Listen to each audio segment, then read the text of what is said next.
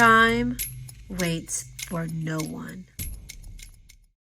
The longer you stay in delusion, the harder and the lonelier your life will be. But I'm here to show you it doesn't have to be. What is self-awareness? What is self-awareness? That is a great freaking question. How about this? Why don't we go on a walk? I got something I want to tell you. I got problems. Yeah. Man, it feels so good to be out here. Look how beautiful it is. I'm in the Bay Area. Bay Area, what's up, y'all? Anyway, let's get to it. Self-awareness is about how aware you are with your own thoughts, actions, and emotions, and how they do or do not align with your internal standards. Also, self-awareness is about how well you correctly understand how others perceive you. But before we really get into it, I want to say this to you guys. I want you to win. So whatever I say to you today is coming from a place of love. Sometimes it's hard to hear these things, but you need to hear it. We all need to hear things that we don't want to hear. Being comfortable your whole life will never help you grow. So self-awareness is really about getting out of your own way and understanding who you are as a person, both internally and externally. But one thing I want to say to you is this. Change is never easy. It's never easy, right? Let's walk. It's a process. It takes work. You know, wouldn't it be nice if we could just change our location just like that? See? You could change your location just like that. You could change whatever you want to change, but you can't change everything just like that, like your mind. Your mindset is something that actually requires you to put in the work to really be able to change it. Now, let me ask you this question. What is it that most people are consumed with or consumed by? Love. Being in love. That's it. Now, let me ask you this. Would you know if you were delusional? Would you be able to hear if you were delusional? How about this? Would you be able to hear if someone else was delusional? Do you think you'd be able to? All right, well, let's test that out. See this person right here? She doesn't know that she's delusional. But let's see if you can hear that she's delusional. After watching this video, she'll know she's delusional. And then she'll understand how to start to get out of it. Let's check it out. Why can't I find love? I just want someone to treat me right. I just want someone to love who will love me back. Is it me? Is there something wrong with me? Why am I tripping? I don't think I'm the problem. No, I don't think I'm the problem. I don't think. Whenever you say, I don't think regarding yourself, it's a telltale sign that you're not self-aware. Why? Because all too often, we rarely look at ourselves as the one with the problem or the one that has the issue. It's always someone else because it's safer and easier to digest. Am I alone here? I don't think so. Why is that? It's simple. We lack self-awareness. Don't feel bad about it. Get this. Only 10 to 15% of the population is truly self-aware. So that tells us that true self-awareness is rare. But if you're part of that, lucky 10 to 15%, life is so much more enjoyable. Because when you are self-aware, delusion in who you are and what you want rarely exists. True self-awareness is one of the biggest key components to achieving self-love. Don't you want that? Because I knew I wanted that. Well, if you want that, guys, guess what? You can have it. You can have whatever you're willing to give time and energy to. Once again, listen to me very carefully. You can have whatever you want, whatever you're willing to give time and energy to. Remember that before you complain about your life. The question is, if true self-awareness is rare, then how do we get there? Simple. You have to understand that there's two parts to self-awareness. The first part is internal, which is your private self-awareness, where you are being introspective and understanding how you are feeling on the inside and being curious enough to ask yourself questions as to what's happening in that moment. For example, I remember I was talking to someone at work, and while she was talking, she said the word sacrifice. And for some reason, at that moment, I instantly checked out from the conversation. I remember saying in my head, I don't have to sacrifice anything. What's crazy is that for some reason, the word sacrifice made me feel a certain way. I didn't like the way that it made me feel. So what I did later on that day, I actually questioned myself. I said, what and why did that word trigger such a strong internal response in me? To make a long story short, what I realized was that the word sacrifice, it reminded me of not having much food to eat growing up. So when I heard her use the word in the way that she used sacrifice, it took me back to being poor. I had a lot of shame growing up because I was poor. There was There was times I didn't eat, and sometimes I would go over to my friend's house and I would steal a pack of hot dogs. We needed to eat. And I was angry that I had to do that because we were poor. So the word sacrifice was the gateway to my past shame that I didn't want to remember or acknowledge it. The key is to always question what you are feeling at the moment. At that moment, talk to your inner self. Ask yourself questions. Don't be afraid. Trust me, curiosity will lead to internal awareness. What I did was I tested to see if I could change my mindset about the word sacrifice. And so what I did was I replaced the word sacrifice with commitment, because I love commitment. I haven't been single since I was 14.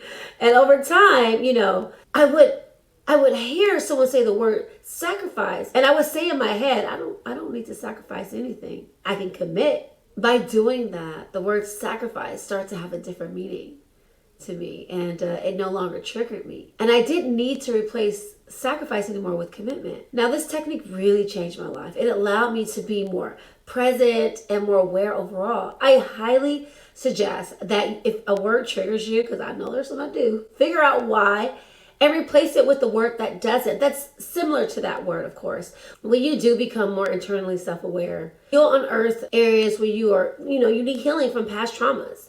And if you work through those traumas, you'll accelerate your inner self-awareness. If you commit to staying curious about what emotions you are experiencing at that time, you will naturally become more internally self-aware. Hey, you still there? All right, let's continue. Put me in the game, gotta get it right now. You can't hold me back, you can't hold me down. Put me in the game, gotta get it right now. Didn't I just hit your soul?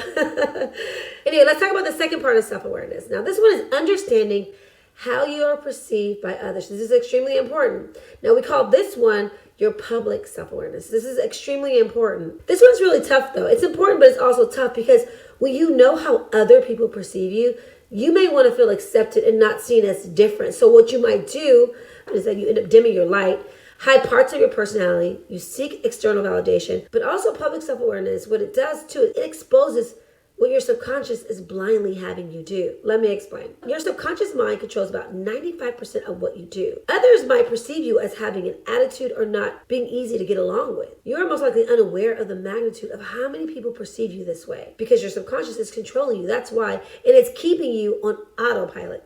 Here are a few things you can do to see how others perceive you. One, ask your friends and family how they perceive you. That's the easiest way to start. Honestly, it is. Now, the struggle with that is whether or not your friends and family feel comfortable to fully be transparent with you. Also, the question is, let's keep it real, is can you objectively hear the truth? Now, if you can't hear the truth objectively, then I would say do number two, which is we all know there's a common theme throughout our lives that people have always said about us, right? So think about what those common things are that you've heard about yourself and write them down. For example, let's say, you've always heard you're too nice and that you need to stop letting people take advantage of you. Or maybe you've been called a doormat. Now, that tells me that your subconscious is afraid of conflict, letting people down, making people angry, and putting others before yourself. Ask yourself, what is causing you to do that? This is truly how you start to engage in understanding your public self-awareness. Now, self-awareness is 100% about you. Remember that. Who you are when no one is watching and who you are when everyone is watching. In both situations, you are the gatekeeper to ensure how authentic you are and how authentic you stay. Ask yourself, how many versions of you are walking around right now? Just think about it. Are you aware of all of them? How many are authentically you and how many are not? You see, I had several versions of myself, some authentic and some not. I used to be so ashamed of and self-conscious of how hyper and energetic I was because I was very aware how others perceived me. Because they would always make comments trying to make me feel like I was strange or that something was wrong with me because I didn't fit into this box. For example, someone I knew for many, many years who I considered to be a friend asked me one day, "Why are you so loud?" And I remember she called out someone else. She goes, why can't you be like other Capricorns? She named one particular Capricorn is pretty quiet. She goes, why can't you be quiet like her? And I looked her in her face and I was like, you know what? Because it's not my personality. Excuse me if I have a personality. Not saying that that person didn't have a personality that she was referring to, but that wasn't my personality. And what's so funny is that this same person on several other occasions said to me, I wish I could be more like you. Well, which one is it? Do you want to be more like me or do you want to be quiet? My point in telling you this is that once you become more self-aware, what sometimes can happen is you can become self-conscious. Don't. Understand that this is part of the process to getting to the real place of self-love. When you know who you are and you love yourself, guess what? You are part of a rare group of people. You become more valuable as a human being. Your equity in yourself goes up as well. When you live in reality and you know your self-worth, you are unstoppable. I want you to try and be more self-aware for the next 30 days. It ain't going to be easy, but you got to practice it, okay? Practice being more aware both privately and publicly and see how different your life becomes. The key is whenever you feel something, question it with curiosity. And like I mentioned earlier, if there's a word that triggers you, replace that word with something else. Now, this is something that you have to be very mindful of, and you have to change your mindset about that word, and you have to be consistent. Consistency is key. Being self-aware is challenging because at the end of the day, who wants to be told about themselves, right? And sometimes what we unearth and we find out about ourselves, we may not necessarily like or may feel like it's strange. But that's okay because that's who you are. In order to be authentically yourself, you have to embrace every aspect of yourself. And there's things that you can change about yourself that you don't like. You can change them. Of course, it takes time. It's not just like a snap of the finger. Don't worry, I'm not going to change locations again. But it's just very important that you understand to fight the delusion of self-love, you need to be self-aware. Self-aware will allow you to move through the world in a way that you've never moved before. Yes, some people are somewhat self-aware, but that's more self-aware on the surface. I'm talking about being deep, understanding who you are on the inside and not compromising your values for anyone because you know who you are. And knowing who you are on the outside, knowing if your subconscious is controlling you and making you do things that don't align with your internal self, right? Your values and your morals and your ethics, right? Who you are, who you truly are when no one's watching. You know who that person is. Guys, I really hope that you enjoyed this video. I hope that you enjoy this content. If you wouldn't mind liking this video, comment below. Let me know if you like this kind of content. Also like it below, comment below so that I know, how you guys are perceiving this content, public self-awareness. Let me know, right? So that I can bring you content that you really enjoy and content that I enjoy making as well. I actually enjoy making this kind of stuff. I love helping people get out their way because at the end of the day, I want you to win because I want to win and you only win when you help other people as well.